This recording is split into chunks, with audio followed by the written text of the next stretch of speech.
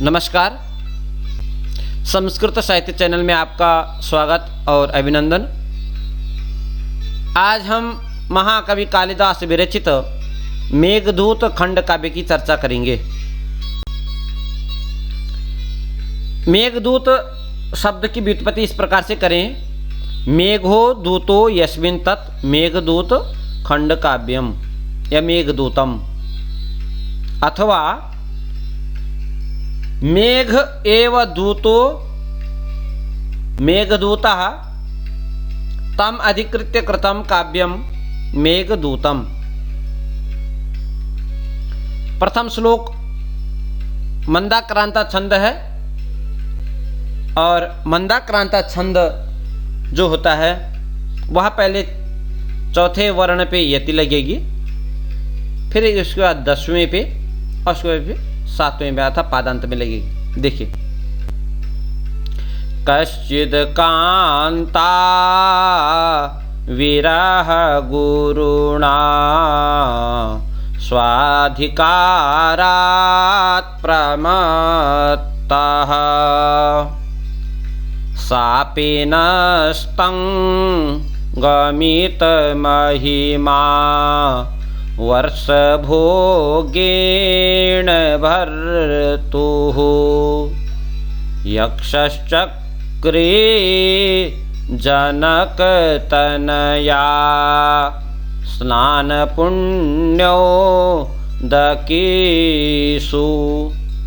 स्निग्धच्छाया तरुषु वसतिं रामगिर्याश्रमेषु।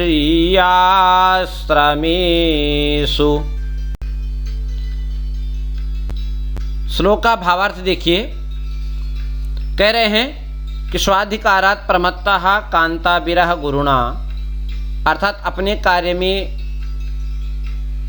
असावधान वाला, अधिकार से च्युत होने वाला ऐसा कांता विरह, कांता के विरह प्रिया वियोग के कारण ऐसा 1 वर्ष अनुभव किए जाने वाला स्वामी साप से, अर्थात भर्तुः वर्ष भोगेण भर्तुः, ऐसा वर्ष भोग किए जाने योग्य और भर्तुः सापेन स्वामी के साप से अस्तंगमित महिमा, जिसकी महिमा अस्त हो गई है, नष्ट महिमा हो गई है, ऐसा कोई यक्ष, अर्थात आप देखिए, स्वाधिकारात् प्रमत्तः कांता विरह गुरुणा वर्ष भोगेण भर्तुः शापेन अस्तंगमित महिमा। अस्तंगमित महिमा, ये इतने जो विशेषण हैं ये केवल यक्ष के हैं। तो कह रहे हैं, बोले ऐसा कोई कश्चिद यक्ष, ऐसा कोई यक्ष जनक तनया स्नान पुण्योदकेषु, ऐसे सीता के द्वारा बहुधा स्नान द्वारा पवित्र जल वाले और घने छायादार ऐसे रामगिरी पर्वत के आश्रमों में रहने लगा। प्रस्तुत श्लोक मंदाक्रांता छंद है। मंदाक्रांता, ये जो है आपके 4 वर्ण हैं। फिर उसके बाद आगे देखिए 6 वर्ण आएंगे। जलधि सड गए, ये 10 हो गए। फिर उसके बाद अंत पादांत में यति लगेगी। भौनतो तात गुरुचित। प्रस्तुत श्लोक में अलंकार प्रेय अलंकार है। प्रेय ऊर्जस्वी अलंकार है। श्रृंगार का वर्णन है। श्रृंगार का वर्णन इसलिए है, कांता विरह विप्रलंभ श्रृंगार आप कर सकते हैं। और कहा कि रस भावो तदा भाषौ भावस्य प्रशमस्तथा गुणीभूतत्वमायान्ति यदा अलंकृतयस्तदा।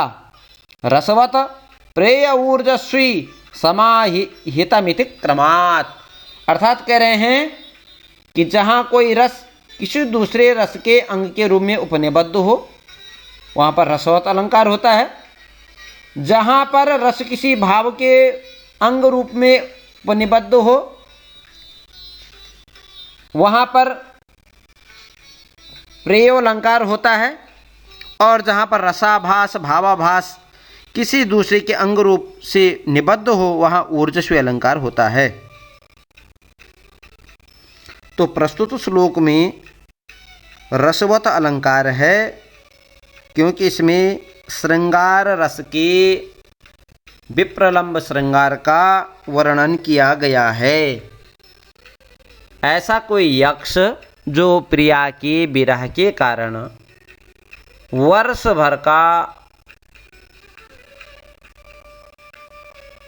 अपने स्वामी के द्वारा दिए गए सांप से जिसका महत्व नष्ट हो गया है, ऐसा यक्ष।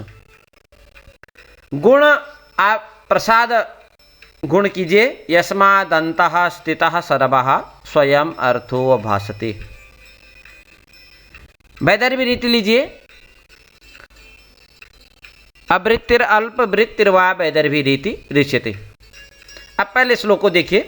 प्रस्तुत श्लोक में वस्तु निर्देशात्मक मंगलाचरण है। दूसरा बिंदु है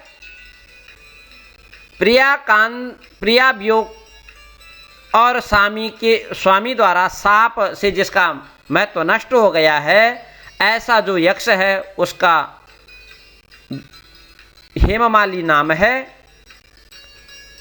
जो उसकी प्रिया है उसका नाम विशालाक्षी, ऐसे सुधी लोग कहते हैं। प्रस्तुत महाकाव्य खंड काव्य का कथानक ब्रह्मवैवर्त पुराण रामायण काव्य को कहते हैं। एक बिंदु और है, कह रहे हैं कि रामगिरियाश्रमेषु आश्रम पद में बहुवचनांत है। यहाँ पर जो है प्रिया वियोग के कारण वह रामगिरी पर्वत के जो नीचे आश्रम है वह प्रतिदिन आश्रम को बदलता है, इसलिए बहुवचनांत यहाँ पद किया गया है। द्वितीय श्लोक है तस्मिन्नद्रौ कतिचिद बाला विप्रयुक्तः सकामी नीत्वा मासान् कनकवलय भ्रंशरिक्तः प्रकोष्ठः आषाढस्य प्रथम दिवसे मेघमाश्लिष्टसानुं वप्रक्रीडा परिणतगज प्रेक्षणीयं ददर्श। कह रहे हैं उस कांता विरह वाले यक्ष ने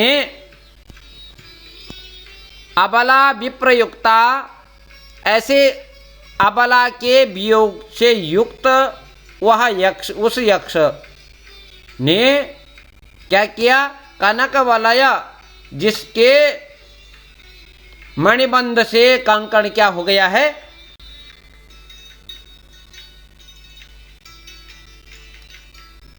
ढीला हो चुका है, जिसकी कलाई कमजोर हो चुकी है, उसके बारे में कह रहे हैं कि स्वर्ण कंकण के गिर जाने के कारण, अर्थात मणिबंध वाले उस कामुक यक्ष ने उस रामगिरी पर्वत पर कुछ मास बिता करके सकामी तस्मिन् अद्रौ, तस्मिन् पर्वते कतिचित मासान्वित्वा, कुछ मास व्यतीत करके आषाढ़स्य प्रथम दिवसे, आषाढ़ मास के प्रथम अर्थात पहले दिवस पर, अर्थात प्रथम दिवस में क्या किया,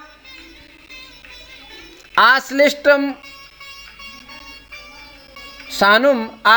सानुम ऐसे चिपके हुए संपृक्त वप्र क्रीड़ा परिणत गज प्रेक्षणीयम मेघम ददर्श। ऐसे चोटी पर चिपका हुए क्रीड़ा करते हुए दंत प्रहार करने वाले हाथी के जैसे देखने योग्य मेघ को देखा। दर्शनीयम अर्थात देखने योग्य, मेघम ददर्श ऐसे मेघ को देखा। तो आप जो है यहाँ पर अनुप्रास अलंकार करें। पहले छंद देखिए, छंद जो है आपका मंदाक्रांता ही लगेगा। और पहले देखिए छंद में भी देखिए मंदाक्रांता जो है वह कितने वर्ण होगा, 4, फिर 6 और फिर जो है वस्तुतः क्या होता है कि शिखरणी में भी यही सब होता है, परंतु उसमें क्या देखिए इसमें क्या होता है मगण भगण नगण, ठीक है। उसके बाद 2 तगण होंगे, 2 गुरु होते हैं, तो 15 और 2 17, ठीक है। और उसी प्रकार से और छंदों में भी जो है हरिणी हो गया, पृथ्वी हो गया, शिखरणी हो गया, ये भी जो है सप्तदश वर्णात्मक हैं। तो इसमें जो है प्रस्तुत श्लोक में अलंकार देखिए, रसवत अलंकार आप करें।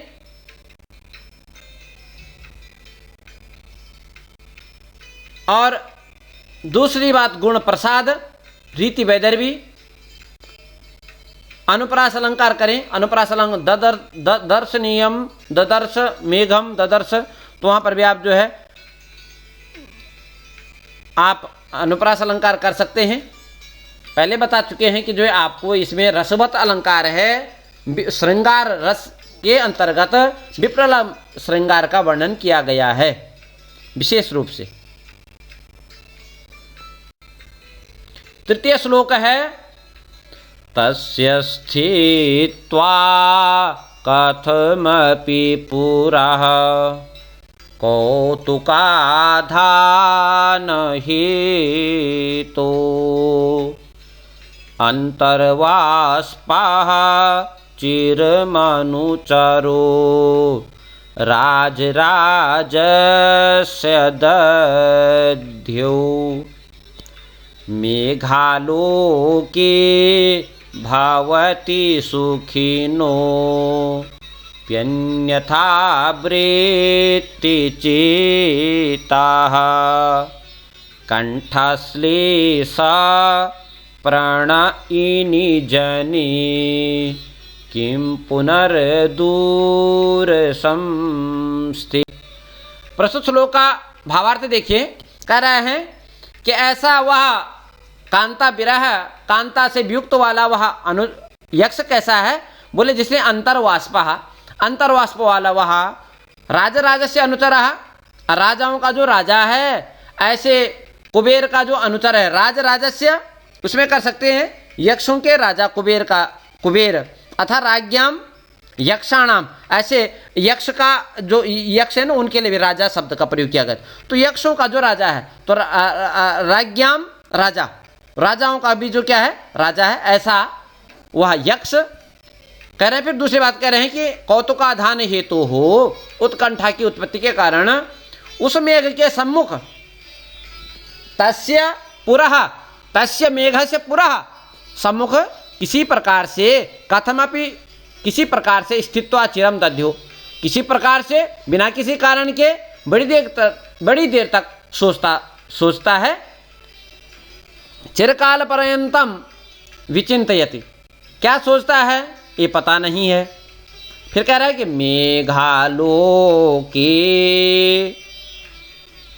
मेघालोके कह रहा है कि मेघ को देखने पर सुखी व्यक्ति का चित्त किसी प्रकार से उत्कंठित हो जाता है। मेघालोके सुखिनः अपि जनः तस्य चेतः, उसका जो चित्त है वह भी क्या हो जाता है उत्कंठित हो जाता है, उत्कंठा से युक्त हो जाता है, प्रेम युक्त हो जाता है। तो बोले क्या है उसका जो, तो बोले ऐसा कांता वियुक्त विप्र अबला विप्रयुक्त, ऐसे जो कांता वियुक्त यक्ष है वह तो जो क्या है कंठश्लेषे प्रणयिनी जनी, वह ऐसा वियुक्त यक्ष कंठ के आलिंगन से प्रेम करने वाले उस व्यक्ति यक्षिणी से दूर होने वाले की तो बात ही क्या कहा जाए।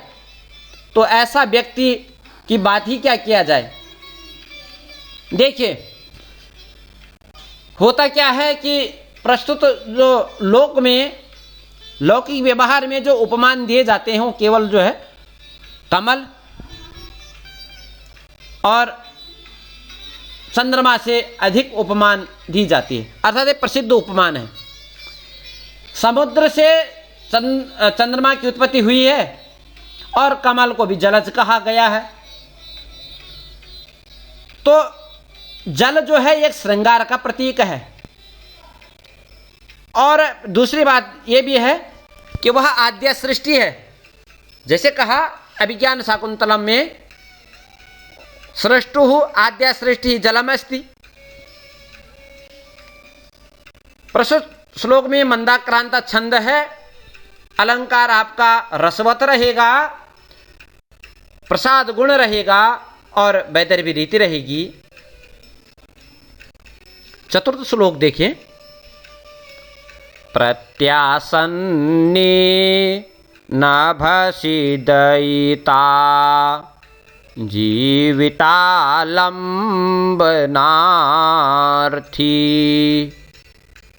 जीमूतेना स्वकुशलमयीं हारयिष्यन् प्रवृत्तिम् सप्रत्यग्रे कुटुज कुसुमै कल्पितार्घा यतस्मै प्रीतः प्रीति प्रमुखवचनं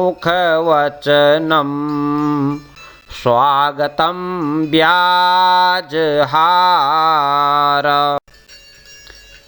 कह रहे हैं कि वह जो कांता अर्थात अबला विप्रयुक्तः यक्षः अस्ति, वह सो ऐसा कांता वियोग वाला वह यक्ष क्या करे, नभसि प्रत्यासन्नी। नभसि बोलते हैं श्रावण मास को। तो श्रावण मास के समीप आने पर क्या कह रहा है, दयिता जीविता लंबनार्थी। ऐसे दयिता अर्थात प्रिया के प्राणों को सहारा देने का इच्छुक अर्थात जीविता लंबनार्थी, प्रिया के प्राणों को सहारा देने के इच्छुक ऐसा मेघ के द्वारा जीमूतेन, उस मेघ के द्वारा, जीमूत किसे कहते हैं, मेघ के द्वारा अपना कुशल समाचार भेजने की इच्छा करता है।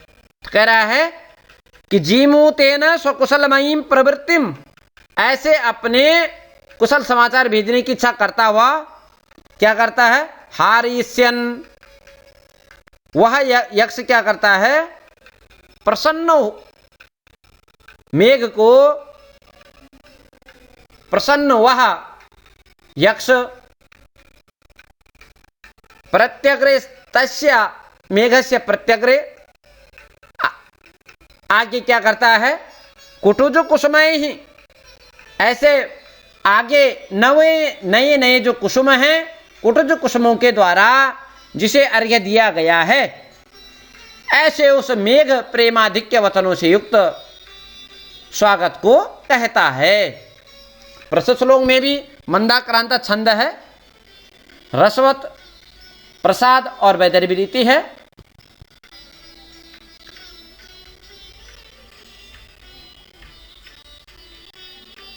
प्रीतः प्रीति प्रमुख वचनम स्वागतम व्याजहार। द्वितीय श्लोक है, तस्मिन्नद्रौ कतिचिद बला विप्रयुक्तः सकामी नीत्वा मासान् कनकवलय भ्रंसरिक्तः प्रकोष्ठः आषाढस्य प्रथम दिवसे मेघमाश्लिष्टसानुं वप्रक्रीडा परिणतगज प्रेक्षणीयं ददर्श। कह रहे हैं उस कांता विरह वाले यक्ष ने अबला, प्रस्तुत श्लोक में कह रहे हैं, इसमें जो है आप कहाँ तो निदर्शन अलंकार करें, आप कहाँ तो मेघ और कहाँ जो है आपका संदेश वहन करने वाला। तो देखिए धुआं, तेज जल और वायु का मिश्रण मेघ कहाँ, अर्थात कह रहे हैं धूमत ज्योति सलिल मरुताम सन्निपाता मेघ को, कहाँ तो ऐसा मेघ जो ऐसे अशक्त है, असमर्थ है, और कह रहे हैं कि पटुकरणई प्राणी भी प्रापणीया संदेशार्था क्व, और बोले कहाँ सशक्त इंद्रियों वाले प्राणियों द्वारा भेजे जाने वाले संदेश जैसा विषय, अर्थात उसे कोई विज्ञ हो, उस विषय का जानकार हो तो वह इसको कर सकता है। तो कह रहा है इस प्रकार की उत्कंठा के कारण विचार न करते हुए उस यक्ष ने प्रिया के समीप संदेश ले जाने के लिए क्या किया, याचना इति औत्सुक्याद अपरिगणयन, इस प्रकार से अपरिगणयन अर्थात विचार न करता हुआ वह यक्ष क्या करता है, गुह्यकम, गुह्यकः यक्षः, ऐसा गुह्यक वह यक्ष तम मेघम ययाचे, उस मेघ से संदेश ले जाने के लिए क्या करता है, याचना करता है। तो कह रहे हैं कि काम वासना से व्याकुल व्यक्ति, काम वासना वाला व्यक्ति उत्कंठा के कारण चेतन और अचेतन अर्थात जड़ और जीवित में कभी भी क्या नहीं देखता है, उसके विषय, उसके स्वभाव पर विचार नहीं करता है कि उसका स्वभाव कैसा है, अर्थात प्रकृति कृपणा, वह स्वभाव से क्या होता, असक्त होता, असमर्थ होता है काम वासना वाला व्यक्ति। प्रस्तुत श्लोक में जो है मंदाक्रांता छंद है, रसवत अलंकार है, प्रसाद गुण है और जो है वैदर्भी रीति है। सूक्ति भी है कामार्ता ही प्रकृति कृपणा चेतना चेतनेषु, अर्थात कामार्थ जो व्यक्ति होता है, काम की वासना में लगा हुआ ऐसा व्यक्ति चेतन और अचेतन को स्वभाव से प्रकृति कृपणा ऐसे असमर्थ होता है, स्वभाव से ऐसा व्यक्ति क्या होता है, असमर्थ होता है। प्रस्तुत श्लोक, आज 5 श्लोकों की चर्चा की और श्लोकों में जो है आपको बताया गया कि मंदाक्रांता छंद है, साहित्य विवेचन किया गया। आपको लगातार बने रहना है। जो व्यक्ति जो है वीडियो को देख रहे हैं वो लाइक ज़रूर करें, कमेंट ज़रूर करें और सब्सक्राइब ज़रूर, और आगे भी अपने मित्रों को करवाएं। धन्यवाद।